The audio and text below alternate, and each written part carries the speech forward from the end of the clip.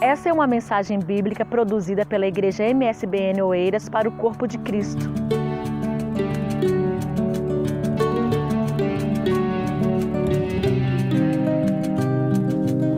No capítulo 5 de Mateus, nós temos o início do Sermão da Montanha. Eu quero que você abra a sua Bíblia, capítulo 5 de Mateus. Jesus Cristo está fazendo o seu primeiro sermão, e nós chamamos isso das bem-aventuranças, não é? Esse primeiro sermão, as bem-aventuranças. E ele, no primeiro sermão de Jesus Cristo, qual é o desejo dele? É que nós sejamos felizes, porque é isso que bem-aventurado significa, feliz. Jesus Cristo quer que eu e você sejamos felizes, vivamos uma vida feliz. Essa vida feliz, irmãos, é uma vida abundante. Como nós costumamos dizer, sabe, não é aquilo tudo que nós queremos, mas aquilo que nós precisamos. Deus nos faz felizes através daquilo que nós precisamos. E Ele supre aquelas nossas necessidades. Não vamos atrás de outras coisas, porque o Senhor supre a nossa necessidade. Eu sei que nós às vezes queremos muitas coisas, mas o Senhor sabe exatamente o que nós necessitamos. E Ele sabe que nós precisamos ser felizes. Então Ele dá esse primeiro sermão. E interessante que no capítulo 5, no versículo 8, esse versículo me chama muita atenção, que ele fala: bem-aventurado os limpos, os puros de coração, porque verão a Deus, eles verão a Deus. Então podemos deduzir aqui que Jesus Cristo impõe uma condição para que nós vejamos a Deus. Concordam comigo? Que nós tenhamos o nosso coração puro, limpo, sem nada que nos condene. Puro, limpo. Agora, parece uma incoerência quando nós vamos lá para Jeremias. Nós já vamos lá para Jeremias, mas antes disso, no capítulo 15 de Mateus, Jesus Cristo estava outra vez ensinando, como sempre ele fazia, pregava, ensinava. E junto com eles estão sempre aquela turma, os escribas e os fariseus. Os fariseus são os doutores da lei daquele tempo. Ainda hoje existem os fariseus. Os fariseus são zelosos, tem um lado bom, são zelosos pela lei de Moisés. Eles levam ao pé da letra. E os escribas são aqueles que interpretam a lei, que ensinam para o povo. Alguma dúvida que tem, os escribas, aqueles que destrincham a lei. E Jesus Cristo está sendo confrontado por eles no capítulo de número 15 de Mateus, porque eles estavam sempre à procura de apanhar Jesus Cristo em alguma falha. Sempre. Sabe aquele tipo que te persegue, que quer ver você dar uma escorregadela para ele falar assim: olha, você não disse que é crente? Você não disse que é o Messias? Ele dizia para Jesus. Porque eles estavam sempre atentos a pegar em Jesus alguma falha. Mas aí eles pegam uma falha nos discípulos. Porque Jesus está a falar para uma plateia, lá no capítulo 5, para uma plateia de judeus, um povo zeloso da lei, como eu já disse, um povo que seguia os princípios da lei em todos os pontos e vírgulas. E não estava errado em fazer isso, não, porque a lei foi dada para os judeus. Amém, queridos? A lei foi dada para os judeus. Paulo deixa muito bem claro na epístola aos Romanos sobre isso, mas eles pegam Jesus lá no capítulo 15, pegam os discípulos de Jesus, porque eles estavam a comer sem lavar as mãos. Aí eles apertam Jesus: por que os seus discípulos comem sem lavar as mãos? Eles não pegaram falha em Jesus, não pegaram falha nos discípulos de Jesus. Aí Jesus explica para eles que é bom lavar as mãos, claro que é higiênico. Faz parte da nossa higiene para lavar as mãos. Mas Jesus vai explicar para eles que o que contamina o homem é aquilo que sai de dentro do coração do homem. Veja lá no capítulo 15, no versículo 19. Eles criticam Jesus tudo nesse capítulo, mas no versículo 19 Jesus Cristo diz o seguinte para ele: olha, pois do coração procedem maus pensamentos, procedem mortes ou assassinatos ou assassínios, procedem adultérios, procedem prostituição ou impureza sexual, procede furtos, roubos, procedem falsos testemunhos, blasfêmias ou maledicências, Ok? Tudo isso no coração. Então Jesus Cristo dizia para ele assim, olha, vocês estão tão preocupados em lavar as mãos, mas vocês precisam, se quiserem ver a Deus, ter o coração puro. Levando lá para o capítulo 5, versículo 8. A preocupação de Jesus não é tanto com o exterior, porque o nosso, não é tanto com o exterior, desculpa, o nosso interior reflete no nosso exterior. O provérbio fala que um coração alegre formoseia um rosto, ok? Então Jesus Cristo quer que nós sejamos alegres, que nós sejamos sempre felizes, o nosso rosto está feliz, transmite felicidades. Então mesmo em lutas, em problemas, mas eu não sei se alguém já falou, você não tem problema, você está sempre a rir, você está sempre contente, sempre feliz. O problema nós temos, mas nós superamos os problemas. Jesus está sempre conosco. Ele prometeu de estar conosco todos os dias ele está conosco. Então, nós temos tristeza, claro que temos tristeza, mas a Bíblia fala que a tristeza, segundo Deus, ela produz frutos para nós. Deus às vezes nos concede tristezas, sabe? Para nós aperfeiçoarmos, para termos frutos bons. Mas agora, queridos, como é que nós podemos resolver a questão se Jeremias, ele fala que o coração do homem é enganoso, o coração do homem é mau? Vamos lá para Jeremias capítulo 17, versículo 9. Vamos ver isso, para nós podermos entender um pouco essa passagem, para nós sabermos o que o nosso coração, então, ele é um coração puro, nosso coração é limpo ou nosso coração é enganoso. O profeta Jeremias diz que enganoso é o coração. E outra coisa, mais do que todas as coisas.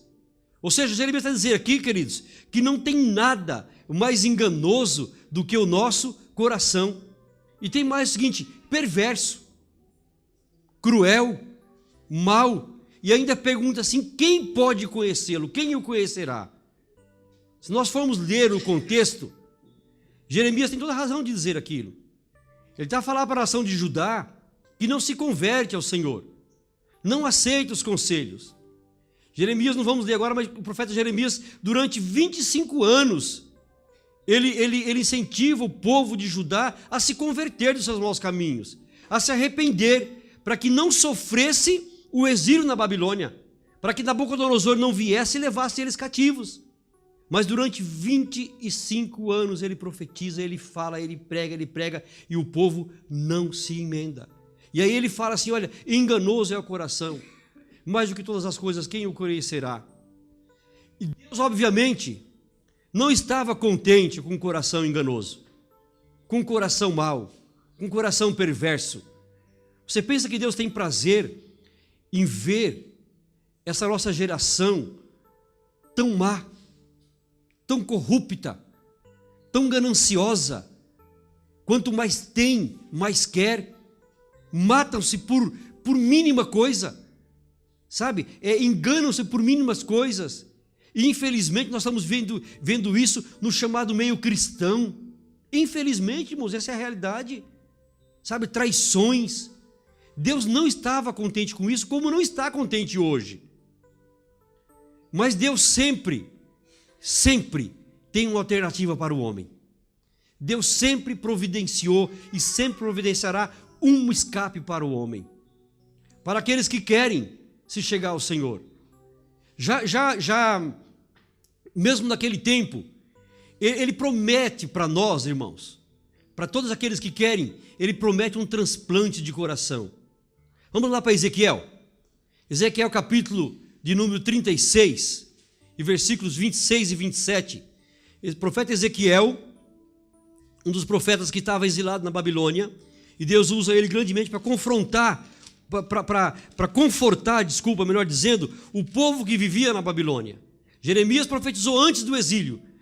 Ezequiel, porém, profetiza já no exílio, na Babilônia. E no capítulo 36, versículos 26 e 27 do profeta Ezequiel, a palavra do Senhor nos diz assim, olha a promessa, e vos darei um coração novo, e porei dentro de vós um espírito novo, e tirarei o coração de pedra, o coração duro da vossa carne, e vos darei um coração de carne.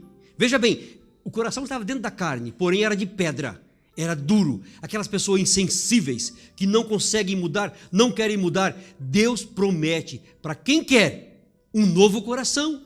Versículo 27.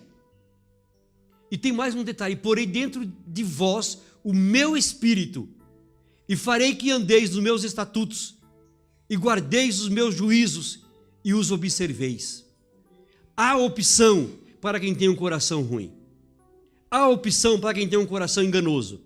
Há opção para quem trama, para quem é cruel. Há opção para quem mata. Há uma opção para quem defrauda.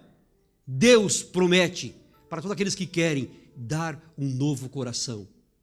Nós cantamos: recebi um novo coração do Pai. Coração transformado, regenerado, coração disposto a obedecer.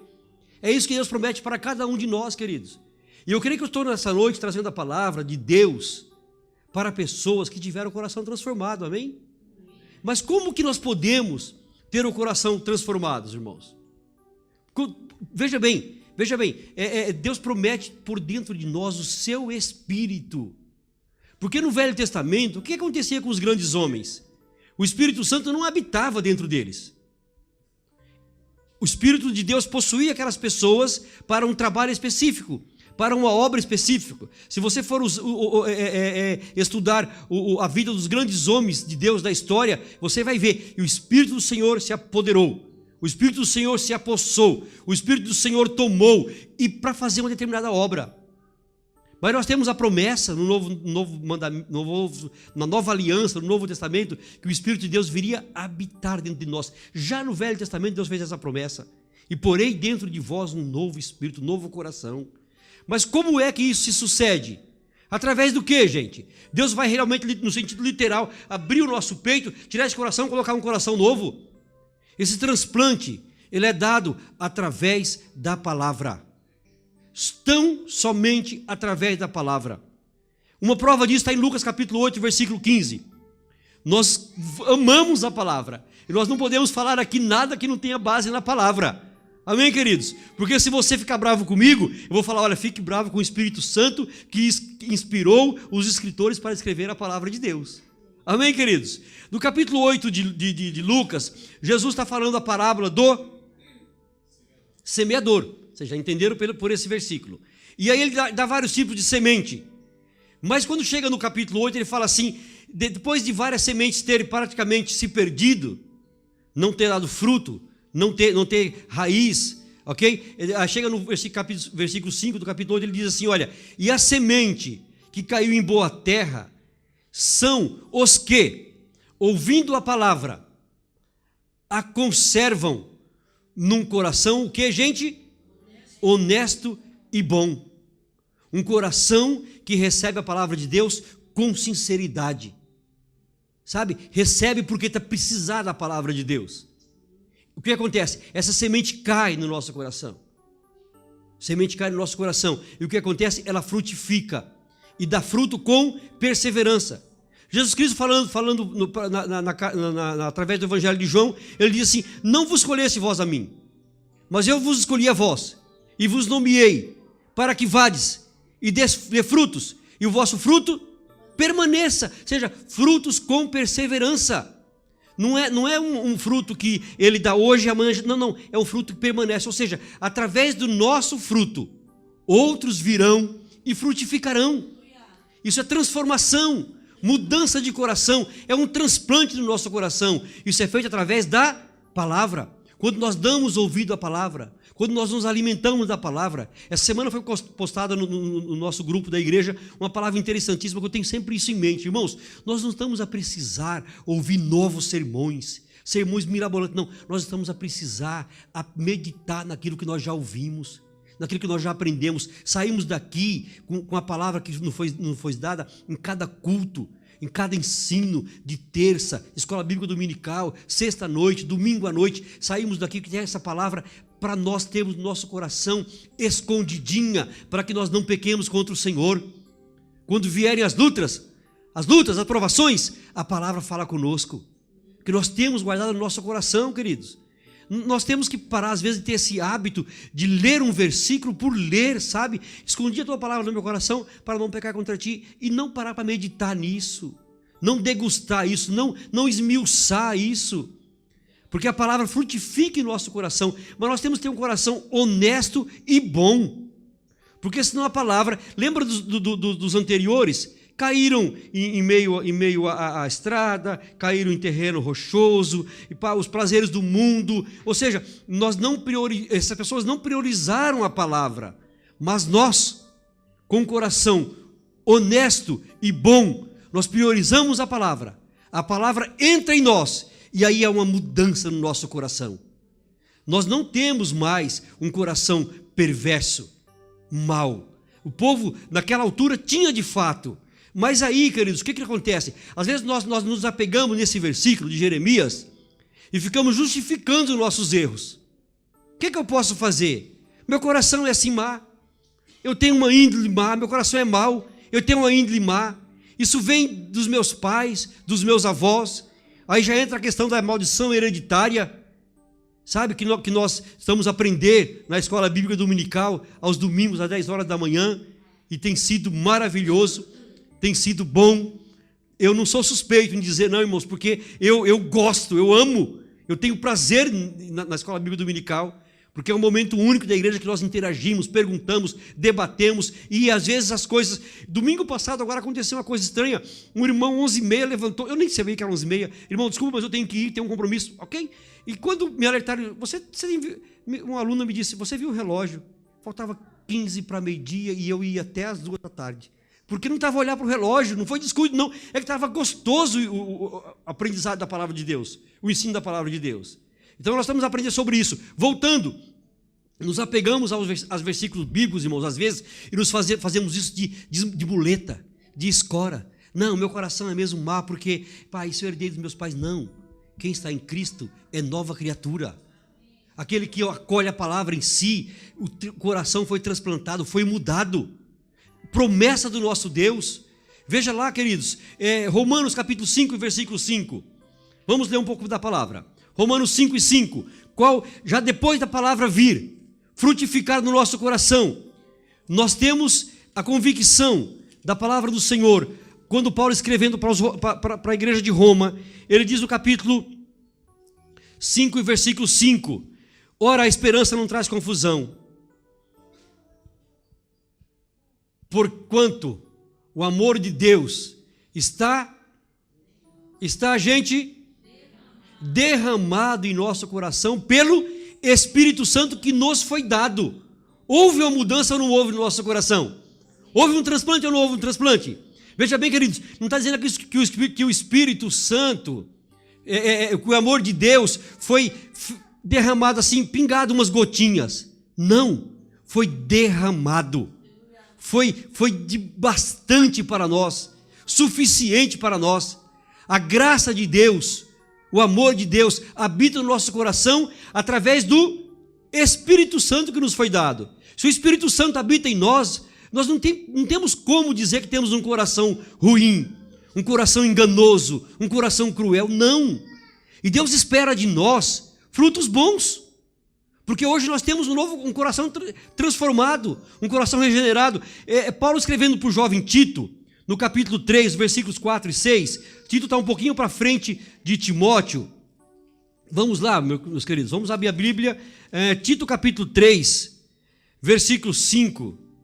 Nós vamos ler capítulo 3, desculpa. Vamos ler os versículos 4, 5 e 6. Ok? Confirmando isso.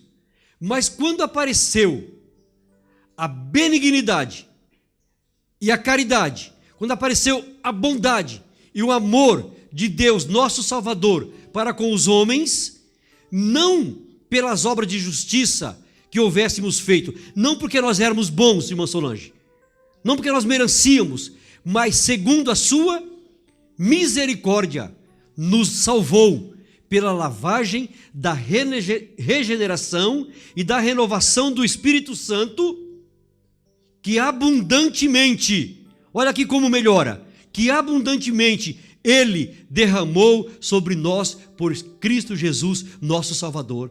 Então não vem me dizer que o meu coração é mau, o seu coração é mau. Não, nosso coração é transformado por Jesus, é regenerado por Jesus. Só que Jesus espera alguma coisa de nós com essa mudança de coração.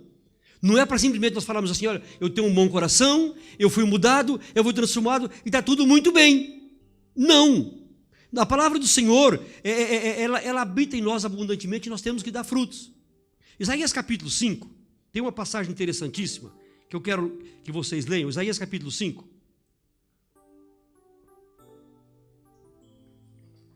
Glórias ao Senhor. O Senhor se lembrou de nós quando ninguém se lembrava, queridos. O Senhor mudou a nossa vida quando nós não tínhamos mais esperança. Muitos de nós aqui já não tinha realmente nenhum fio de esperança. Mas Jesus Cristo entrou na nossa vida. Aleluia! O Espírito Santo habita em nós.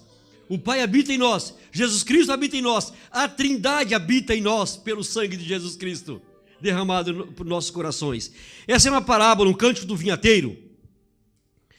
E diz a palavra do Senhor que o vinhateiro, vamos ler, cantarei ao meu amado o cântico do meu querido.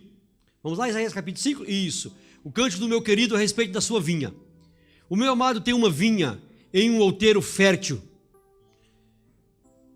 e a cercou, e a limpou das pedras, e a plantou das excelentes vides, e edificou no meio dela uma torre, e também construiu nela um lagar, e esperava que desse uvas boas, mas deu uvas bravas. Lembra que eu falei agora há pouco, que Jesus Cristo falando através do apóstolo João, eu vos escolhi e nomeeis para que vás e des frutos, e o vosso fruto permaneça. Então o que aconteceu? O vinhateiro esperava que desse uvas boas, mas deu uvas bravas. E aí ele conclama os moradores de Jerusalém e de Judá, e diz, julgai, vos peço, entre mim e a minha vinha. Versículo 4, que mais se podia fazer a minha vinha, que eu não lhe tenha feito? E como esperando eu, que desse uvas boas, veio a produzir uvas bravas? Fica uma pergunta. O vinhateiro simboliza o nosso Deus. Ele chama os moradores de Jerusalém e Judá e fala assim, olha, me digam o que mais eu podia fazer por esta vinha, para que ela desse uvas boas. Tudo que podia ser feito eu fiz. Plantei boas sementes, bons enxertos, tirou as pedras, limpou, adubou, colocou água, regas, fez tudo o que podia ser feito. Mas quando foi buscar uvas para colocar no lagar, o lagar estava pronto, tinha feito o lagar. O que acontece? As uvas eram bravas, não servia para nada. E aí ele faz uma pergunta, o que mais se podia ser feito? Me diga, onde foi que eu errei com essas uvas, com essa vinha, desculpa, para que ela desse vinhas boas e ela deu uvas bravas? Deus hoje pergunta para cada um de nós, o que eu deixei de fazer por vocês? O que eu podia fazer a mais que eu não tenho feito por cada um de vós? E os frutos? Quais frutos nós estamos a dar para Deus? Que tipo de fruto nós estamos a produzir para Deus, queridos? Onde nós vivemos? Onde nós trabalhamos? Onde nós congregamos? Que frutos? Tínhamos um coração mau, como foi lido em Jeremias. Tinha um coração perverso, cruel. Deus transplantou o nosso coração, colocou em nós um novo coração, colocou em nós o Espírito Santo, e Ele espera de nós tão somente frutos bons. Ainda vai em tempo de mudança, ainda vai em tempo de dar meia volta, de haver arrependimento, transformação, mudança de vida. Jesus Cristo conclama tudo o que podia ser feito por nós, Ele fez, e Ele espera de nós que nós produzamos frutos dignos de arrependimento. Quando João Batista surge no deserto proclamando que viria o Messias, todos acorrem até ele para serem batizados, por isso chama João o Batista, aquele que batizava. E ele fala assim: olha, raça de víbora, quem vos ensinou fugir da ira futura? Produzir antes frutos de arrependimento. A Bíblia deixa bem claro que toda árvore ela é conhecida pelos seus frutos. Romanos capítulo 8, versículos 15 e 16. Vamos ler mais uma parte que nos faz entendermos o que Jesus Cristo fez conosco, com o nosso modo de vida. Romanos capítulo 8, vamos ler o 15, 16, 17, já chega. Senão nós continuamos a ler. Aleluia! Glórias ao Senhor. Paulo escreve essa carta a Romanos, queridos. Paulo ainda não tinha ido lá, à igreja de Roma. E alguns estudiosos que dizem que quando nós entendemos a carta aos Romanos, nós vamos entender o evangelho completo. Entendemos a Bíblia toda. Não é assim, Vitor? Está ali o Vitor, meu consultor teológico. Receba, diz amém. E é verdade, quando nós conhecemos a carta de Romanos, e essa carta tem uma profundidade imensa, queridos. E o apóstolo Paulo fala no capítulo 8, a vida através do Espírito. A vida através do Espírito. Em casa você leia mais detalhe, mas nós vamos ler aqui os versículos 15, 16 e 17. Pois não recebeste o espírito de escravidão, para outra vez estardes em temor. Veja bem, estávamos em temor antes, mas nós recebemos o Espírito Santo, que habita em nós, através da mudança do nosso coração, através do transplante do nosso coração. Não recebeste o espírito de escravidão, para outra vez estardes em temor, mas recebestes o espírito de adoção de filhos. Deus nos adotou como filhos, queridos, pelo qual podemos clamar: Abba, Pai, papai, paizinho. Versículo 16, o mesmo Espírito testifica com o nosso espírito que somos filho de Deus. Veja o mesmo Espírito com maiúsculo, o Espírito Santo, que há dentro de mim, dentro de você, testifica com o nosso espírito que nós somos filhos de Deus. Aleluias! Glórias ao Senhor! Versículo 17, e se nós somos filhos, nós somos logo herdeiros também, herdeiros de Deus e co-herdeiros de Cristo, se é certo que com Ele padecemos, para que também com Ele sejamos glorificados. Bendito seja o nome do Senhor. Nada mais nos é negado daquilo que nos pertence como filhos, porque nós recebemos a adoção diretamente de Deus, como nós lemos no começo, não porque nós merecêssemos, mas porque o amor de Deus foi derramado em nosso coração, derramado, não um pouquinho, mas muito abundantemente. E o que Deus espera de nós hoje? Que nós vivemos uma vida abundante, que nós amemos abundantemente. E não existe maior forma de amar do que falar do Evangelho para alguém, falar de Jesus para alguém. Não existe mais. Ok, queridos? Então, veja bem, vamos lá para a primeira carta de João, capítulo de número 3 e versículo 21. Veja bem, nós tínhamos um coração mau, em Jeremias 17, 9. Em Ezequiel houve a promessa do transplante, amém? Ezequiel 36, a partir do versículo 26.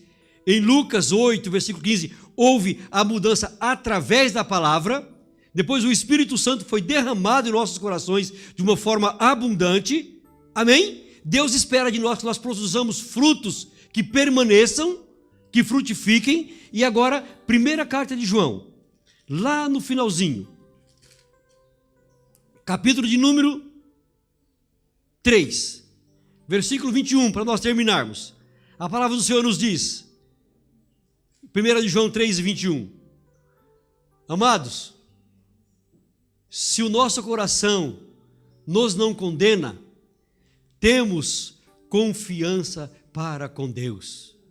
Não há coisa melhor, irmão Helder, do que nós termos aquela convicção daquilo que nós fazemos, naquilo que nós pensamos, daquilo que nós falamos. O nosso coração não nos reprova. Por quê? Porque o Espírito Santo habita no nosso coração. Mas surge aquela pergunta, Vanessa, mas se nos condenar? Se o nosso coração nos condenar? Voltamos para o versículo 20. Sabendo que se o nosso coração nos condena, maior é Deus, aleluia, do que o nosso coração, e conhece todas as coisas. Quem conhece todas as coisas? O nosso pastor? O nosso professor de escola dominical?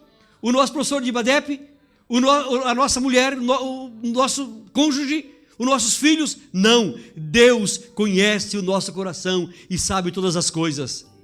Se nos condena por algo que nós fizemos, peçamos perdão, confessamos, abandonamos, e aí nós vamos ter vida abundante em Cristo Jesus. Recebi um novo coração de Deus, um novo coração regenerado, coração transformado, coração que é inspirado por Jesus.